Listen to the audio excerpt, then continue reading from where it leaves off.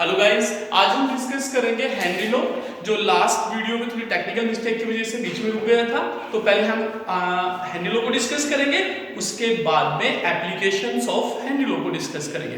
देखिए Henry law, Henry law किसके बारे में है? Effect of pressure on solubility of gas in liquid. देखिए हेनरी लॉ को समझने के लिए हम एक कंटेनर लेते हैं। इस कंटेनर में हम वाटर को फिलअप कर देते हैं, इसमें वाटर डाल देते हैं हम, या कोई भी दूसरा सॉल्वेंट हमें समझना है बस। इसके अपर पार्ट के अंदर यहां पे गैसियस मॉलिक्यूल्स प्रेजेंट हैं, गैसियस स्टेट प्रेजेंट है, और इस गैस के ऊपर यहां पे हमने एक पिस्टन लगा दिया।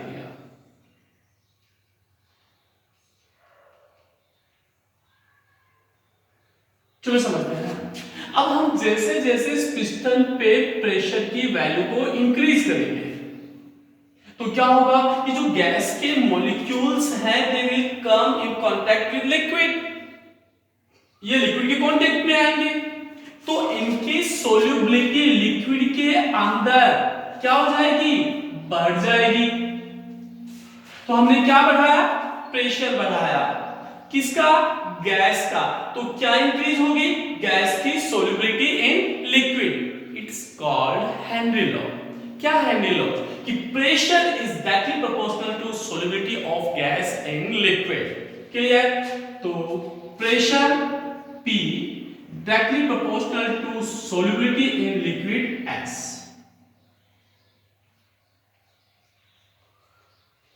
हेनरी लॉ को हम दूसरे तरीके से भी डिफाइन कर सकते हैं, न्यूमेरिकली। जो न्यूमेरिकल जिस पे बेस्ड होते हैं उस फॉर्मूले से भी हमें इसको डिफाइन करना है। क्या है देखिए, समझते हैं। देखो इससे ये क्लियर हो रहा है कि प्रेशर इंक्रीज करने पर गैस की सोल्युबिलिटी लिक्विड के अंदर इंक्रीज करेगी। सोल्युबिलिटी इंक्रीज करे इसका मतलब गैस लिक्विड में ज्यादा डिसॉल्व होगी। ज्यादा डिसॉल्व होगी इट मींस लिक्विड में गैस की कंसंट्रेशन बढ़ेगी, और कंसंट्रेशन को हम रिप्रेजेंट कर सकते हैं मोल फ्रैक्शन के फॉर्म में। देखना समझना, मैंने क्या बढ़ाया? प्रेशर बढ़ाया। प्रेशर बढ़ाया मींस क्या बढ़ी? सोल्युबिलिटी बढ़ी। सोल्युबिलिटी मींस बढ़ी, इसका मतलब गैस की कंसंट्रेशन बढ़ी, और कंसंट्रेशन बढ़ी मींस गैस का मोल फ्रैक्शन बढ़ा। समझना आप इस लॉजिक को?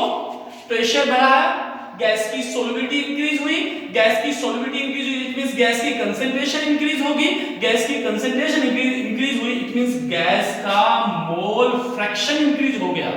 अब इन यानी इनके कंक्लूजन क्या निकाला हमने? दैट अगर हमने प्रेशर बढ़ाया मींस गैस का डिसॉल्विंग मोल फ्रैक्शन क्या हुआ? इंक्रीज हुआ। Means pressure of gas is directly proportional to dissolving mole fraction of gas in liquid। समझ में आ गया होगा? क्या हुआ कि pressure of gas is directly proportional to dissolving mole fraction of gas in liquid। जितना ज्यादा गैस पे प्रेशर, जितना ज्यादा गैस का प्रेशर होगा गैस के, उतनी मोल फ्रैक्शन इसमें होंगे। मींस S को, सोल्युबिलिटी को यहां न्यूमेरिकल हमने किसके फॉर्म में रिप्रेजेंट किया है? मोल फ्रैक्शन के फॉर्म में रिप्रेजेंट किया है, x के फॉर्म में रिप्रेजेंट किया है। क्लियर? प्रेशर बढ़ाएंगे तो मोल फ्रैक्शन इंक्रीज होगा। समझ में आ गया? अब देखो मान लो इसमें अलग अलग गैसेस हो, मान लो A B C, तीन गैसेस हैं, और तीनों गैसेस के मॉलिक्यूल्स क्या हैं? डिफरेंट हैं। तो जब वो मॉलिक्यूल्स डिफरेंट हैं, उनका मॉलिक्यूलर वेट डिफरेंट होगा, तो उनसे जो गैस पे प्रेशर अप्लाई करेंगे वो भी क्या होगा? डिफरेंट होगा। क्लियर? मींस अगर डिफरेंट गैसेस लेंगे तो प्रेशर क्या होगा? सबका डिफरेंट होगा। तो किसी पर्टिकुलर गैस का प्रेशर है उसको किसके फॉर्म में इंडिकेट करेंगे? पार्शियल प्रेशर के फॉर्म में इंडिकेट करेंगे। क्लियर? इट मींस यहां पे जो प्रेशर है वो किसके फॉर्म में लेना है हमें? Partial pressure of gas. Clear? Solubility को किसके फॉर्म में लेना है? मोल फ्रैक्शन के फॉर्म में लेना है। प्रेशर को किसके फॉर्म में लेना है? पार्शियल प्रेशर के फॉर्म में लेना है। ओवरऑल कंक्लूजन क्या निकला? Partial pressure of gas is directly proportional dissolving mole fraction of gas in liquid। और ये न्यूमेरिकल का फॉर्मूला बन गया हेनरी लॉ का। क्या फॉर्मूला बन गया? P is directly proportional to X। P partial pressure of gas, X mole fraction of gas which dissolved in liquid, जो लिक्विड में डिसॉल्व हो गए हैं। इसी फॉर्मूले को हम इंडिकेट कर सकते हैं, दूसरे फॉर्मूले से रिप्रेजेंट कर सकते हैं या करते हैं, P equal to KH into X। What is KH? KH is Henry constant। KH क्या यहाँ पे? Henry constant। And value of Henry constant, ये जो हेनरी कांस्टेंट है ये किस किस पे डिपेंड करता है? इट डिपेंड्स ऑन, ये किस किस पे डिपेंड करता है? टेम्परेचर पे, दूसरा नेचर ऑफ गैस पे। The value of Henry constant depends on temperature and nature of gas. Nature of gas तो डिफरेंट डिफरेंट होती है, हमें टेम्परेचर का इफेक्ट समझना है तो देखिए समझना। ऑन इंक्रीजिंग टेम्परेचर, अगर टेम्परेचर इंक्रीज करेंगे then value of KH will increase. KH की वैल्यू क्या होगी? Increase. And value of solubility will decrease.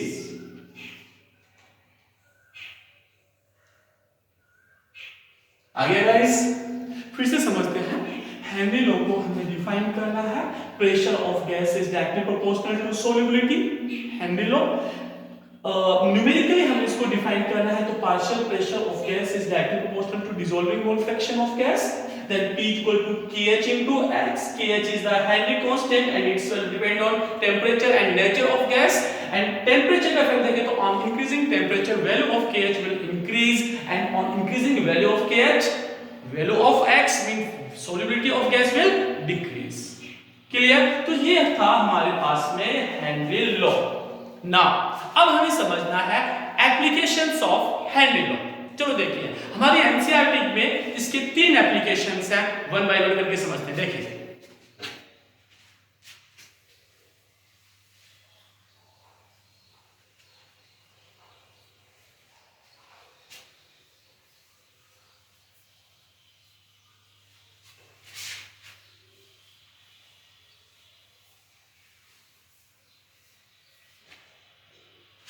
First application,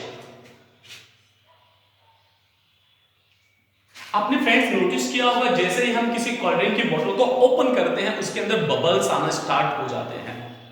ये बबल्स कहां से आते हैं और क्यों आते हैं, इसी में छुपा है एप्लीकेशन ऑफ हेनरी लॉ। देखिए जैसे ही ये मान लो कोल्ड ड्रिंक की बोतल है, let this one is the बोतल ऑफ कोल्ड ड्रिंक,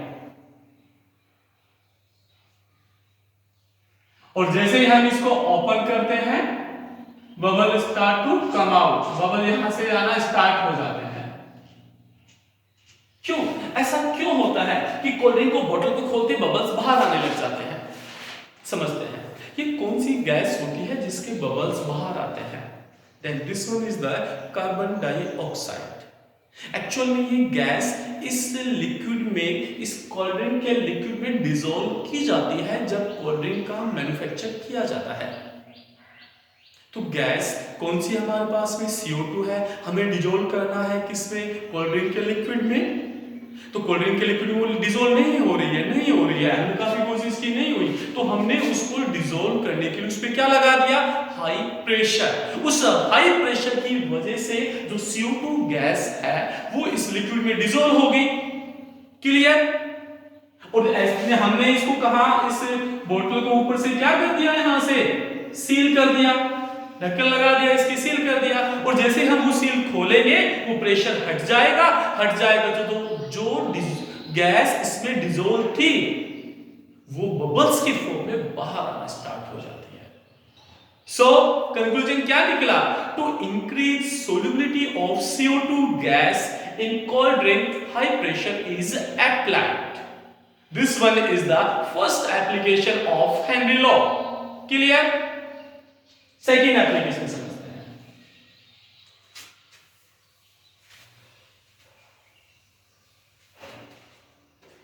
ध्यान से समझना सेकेंड एप्लीकेशन को। कुछ इमेजिनेशन करते हैं पहले समझने के लिए। हम यहां पे एक समुद्र का किनारा है और यहां से समुद्र स्टार्ट हो जाता है, यानी यहां पे क्या है, एक गहरा समुद्र है।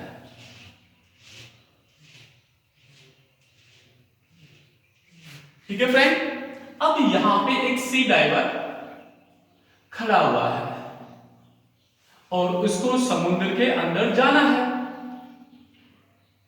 तो ये अपना ब्रीदिंग के लिए गैस का सिलेंडर लगा लेता है और जंप कर जाता है। कहां जंप कर जाता है? समुद्र के अंदर। अब देखो, जैसे ये मान लेते हैं अपन, ये समुद्र की डेप्थ में आ गया, ये यहां पे आ गया, समुद्र की डेप्थ में आ गया। यहां पे और यहां में, एक तो जब वो यहां है, दूसरा पहले यहां था, इनमें डिफरेंस किस चीज का है? चलो समझते हैं। जब यहां पे था तो इसमें सिर्फ एनवायरनमेंट की गैस का प्रेशर था, लेकिन जब यहां पे आ गया तो एनवायरनमेंट के प्रेशर के साथ साथ जो सी वाटर है उसका प्रेशर भी इस पे अप्लाई हो रहा है। ठीक है फ्रेंड, यहाँ पे क्या है? एनवायरनमेंट प्रेशर है, यहाँ पे क्या है? सी वाटर का प्रेशर है। इट मींस यहाँ पे जो सी डाइवर है उस पे काफी प्रेशर है, जबकि यहाँ पे प्रेशर कम था। अब जो सिलेंडर इसने लिया है उस सिलेंडर के अंदर गैसेस का मिक्सचर है। ठीक है, यहाँ इसमें ना सिर्फ ऑक्सीजन है बल्कि नाइट्रोजन और हीलियम, अदर गैसेस भी होती हैं। ठीक है सर फ्रेंड, तो अब ये सी डाइवर यहां पे आ गया। एनवायरनमेंट प्रेशर पे जो गैस है, जो गैसेस मिक्सचर है, उसमें सिर्फ ऑक्सीजन इसके ब्लड के अंदर डिसॉल्व होती है।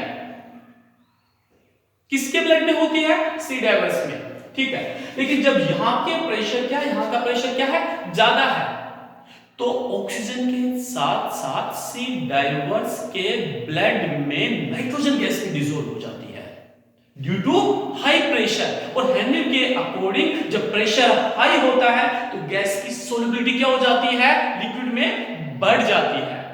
तो due to this high pressure not only oxygen but also nitrogen gas dissolve in blood of sea divers. Clear? समझ में आ गया इतना? चलो ठीक है। नाउ अब होता क्या है, after sea diving when it come out on earth surface, अब ये इसको अर्थ सरफेस पे दोबारा आता है। चलो ठीक है, ये अर्थ सरफेस पे दोबारा आ गया। कौन? सी डाइवर। अब जब इसने सिलेंडर वगैरह सब उतार दिया, अब सी डाइवर कहां पे आ गया? अर्थ सरफेस पे आ गया। तो वो जो प्रेशर था, सी वाटर का जो प्रेशर था वो यहां पे नहीं रहेगा। उस सी वाटर के प्रेशर की वजह से क्या हुआ था? नाइट्रोजन गैस ब्लड में डिसॉल्व हो गई थी, लेकिन जब ये यहां पे आ गया वो प्रेशर हट गया, तो वो जो नाइट्रोजन गैस जो ब्लड में डिसॉल्व हो गई थी वो दोबारा बबल्स या गैसियस फॉर्म में आ जाएगी। क्लियर? हुआ क्या? यहां का प्रेशर कम था, यहां से ब्लड में कौन सी गैस डिसॉल्व हो रही थी? ऑक्सीजन गैस डिसॉल्व हो रही थी। जब यहां पे समुद्र की डेप्थ में, सी डेप्थ में वो जब आ गया तो उस हाई प्रेशर की वजह से ना सिर्फ ऑक्सीजन बल्कि नाइट्रोजन भी ब्लड में डिसॉल्व हो गई। अब वो दोबारा यहां पे अर्थ पे सरफेस पे आ गया तो वो प्रेशर कम हो गया, प्रेशर कम हो गया तो जो नाइट्रोजन गैस डिसॉल्व हो गई वो दोबारा गैसियस स्टेट में आ गई। क्लियर? अब होता क्या है, जो हमारी ब्लड कैपिलरीज हैं, जो ब्लड कैपिलरीज हैं उनका डायमीटर बहुत थिन होती है, बहुत पतले होती हैं, इवन अपने बाल जितनी पतली होती हैं। अब वो जो कैपिलरीज हैं, मान लो जैसे कैपिलरीज है, इसके अंदर गैस के क्या बन गए? बबल्स बन गए। अब गैस के बबल्स बन गए तो इसके अंदर ब्लड का फ्लो अच्छे से नहीं हो पाएगा, रुक जाएगा ब्लड फ्लो। इस वजह से एक सर्जिकल कंडीशन क्रिएट हो जाती है। सर्जिकल कंडीशन मींस ये जो बबल्स हैं इनको सर्जरी के थ्रू ही बाहर निकाल सकते हैं, एक सर्जिकल कंडीशन क्रिएट होगी। This surgical condition is called bands. Important है फ्रेंड्स से, this surgical condition is called bands. तो फिर ये बैंड्स की कंडीशन नहीं हो, बैंड्स नहीं बने, ऐसा नहीं हो, तो इसके लिए क्या करें हम कि बैंड की कंडीशन नहीं हो? ठीक है। So to avoid condition of bends we have to dilute the gaseous mixture with helium. हमें गैसियस मिक्सचर को किससे डाइल्यूट करना है? हीलियम गैस से डाइल्यूट करना है, क्योंकि हीलियम गैस का क्या होती है? हल्की गैस होती है, तो वो नाइट्रोजन की सोल्युबिलिटी को ब्लड में क्या कर देगी? कम कर देगी। सिर्फ क्या डिसॉल्व होगा यहाँ पे भी? ऑक्सीजन ही डिसॉल्व होगा। Clear?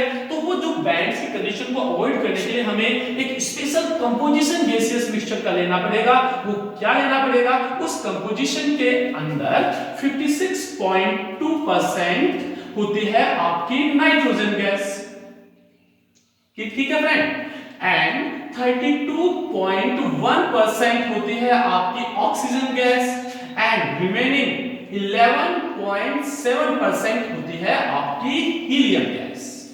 Clear? We have to learn also this composition. हमें इस कंपोजिशन को लर्न भी करना है, और देखो लर्न भी हम ट्रिक से याद कर सकते हैं इसको बिल्कुल फटाफट। देखिए नाइट्रोजन गैस का मॉलिक्यूलर वेट कितना होता है? 28, और 28 टू जा 56, 28 टू जा किया क्या आ गया? 56 टू जा किया तो हमने पॉइंट क्या लगा दिया? 2 हो गया ना? यस। कंपोजिशन क्या होगा? 56.2। हमें लर्न कैसे करना है? नाइट्रोजन का मॉलिक्यूलर वेट कितना होता है नाइट्रोजन गैस का? 28 का मल्टीपल कर दिया, सॉरी डबल कर दिया, कितना हो गया? ट्वाइस कर दिया। 56 ट्वाइस किया तो हमने पॉइंट में क्या लगा दिया? 0.2। ठीक है। अब देखिए ऑक्सीजन का मॉलिक्यूलर वेट कितना होता है? 32 का 32 लिया मींस 1 जाए तो 0.1। क्लियर? और फ्रेंड्स जो भी रिमेनिंग परसेंटेज बच गया वो कितना बच गया? 11.7। That is the composition of helium. Clear? तो यहां से इंपॉर्टेंट क्या आपके दो इंपॉर्टेंट बन गया पॉइंट। व्हाट इज बैंड्स क्या है? दूसरा आपका what is the composition of gas which used in breathing by sea divers. Clear friends? ये अपनी दो एप्लीकेशंस हो गई। Now we will discuss on application number 3। देखिए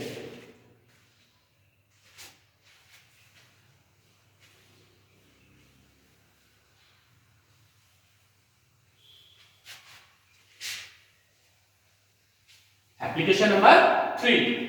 चलो देखिए समझते हैं इसको अच्छे से, ध्यान लगा के समझना। चलो ये अपनी अर्थ है, हमने क्या कंसीडर कर लिया? ये अपनी अर्थ है। फ्रेंड समझना अच्छे से याद हो जाएगा आपको। और अर्थ, चलो अर्थ थोड़ा बड़ा बना लेते हैं थोड़ा समझने के लिए अच्छे से। ये अपना अर्थ है, और फ्रेंड्स अर्थ के अराउंड क्या होता है?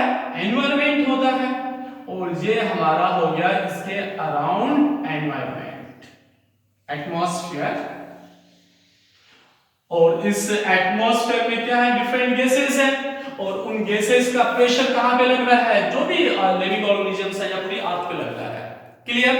ठीक है। चलो यहां पे एक पहाड़ी अपन कंसीडर कर लेते हैं। यहां पे आपने एक पहाड़ कंसीडर कर लिया, पहाड़ी कंसीडर कर लिया। अब मान लो एक लोग यहां पे रहते हैं, मींस हाई एल्टीट्यूड पे रहते हैं, अधिक ऊंचाई पे रहते हैं। एक यहां पे रहते हैं, नीचे वाले अर्थ सरफेस पे रहते हैं। यानी एक तो ऐसे लोग हैं या कुछ ऐसे लोग हैं जो अर्थ सरफेस पे रहते हैं, कुछ ऐसे लोग हैं जो पहाड़ी पे रहते हैं, हाई एल्टीट्यूड पे रहते हैं। क्लियर? तो देखिए फ्रेंड्स यहां पे इतनी हाइट का प्रेशर लगेगा, इतनी एयर का प्रेशर लगेगा। यहां पे कितनी एयर का प्रेशर लगेगा? इतने से एयर का प्रेशर लगेगा। क्लियर? तो यहां पे इतनी थिकनेस का प्रेशर इस पे लग रहा है, यहां पे एनवायरनमेंट की एटमॉस्फेयर की इतनी थिकनेस का प्रेशर लग रहा है। यहां पे एटमॉस्फेयर की थिकनेस ज्यादा है, इसमें ज्यादा प्रेशर लग रहा है। यहां थिकनेस कम है तो यहां पे प्रेशर क्या लग रहा है? कम लग रहा है। इट मींस हाई एल्टीट्यूड पे एटमॉस्फेयर की वजह से प्रेशर क्या है? कम है। क्लियर? अब प्रेशर कम है तो लिक्विड गैसियस की सोल्युबिलिटी लिक्विड में क्या होगी? कम होगी। क्लियर? तो जो लोग यहां पे रहते हैं, हाई एल्टीट्यूड पे रहते हैं, वहां क्या है? प्रेशर कम है। प्रेशर कम है तो उनके ब्लड में ऑक्सीजन का डिसोल्यूशन या सोल्युबिलिटी भी क्या होगी? कम होगी। ऑक्सीजन गैस की सोल्युबिलिटी क्या हो गई? कम हो गई। तो उनके ब्लड के अंदर ऑक्सीजन की क्या हो जाएगी? डेफिशिएंसी हो जाएगी। और उस डेफिशिएंसी की वजह से वो प्रॉपर तरीके से सोच नहीं पाता है, उसकी कैपेसिटी, उसकी एबिलिटी क्या हो जाती है, कम हो जाती है, and this condition is called anoxia. इस कंडीशन को क्या बोलते हैं अपन, एनोक्सिया। क्लियर? तो क्वेश्चन यहां से क्या बन सकता है, what is anoxia. Clear friend? तो ये थे हमारे पास में एप्लीकेशंस ऑफ हेनरी लॉ। कितने एप्लीकेशंस है फ्रेंड, 3 एप्लीकेशंस हैं, समझ में आ गया होगा आपको।